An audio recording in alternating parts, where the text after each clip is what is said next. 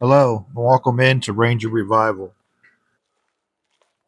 Today, we're just going to change the tires on the trailer, throw some towing lights on, and go ahead and move it back to the house. It's a pretty simple video. I'm just going to put it in fast forward because my editing skills are just not there yet.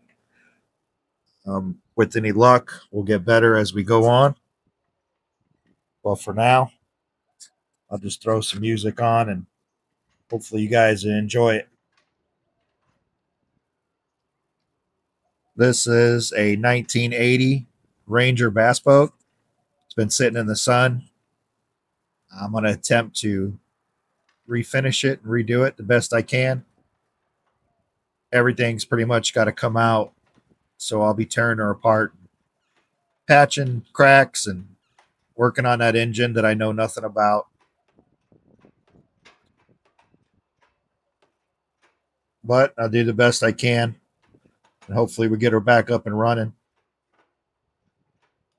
It'll be a project. It'll take some time, but I'm committed to doing it. So I hope you guys enjoy the video, and thanks for being here. Let me know what you think in the comments.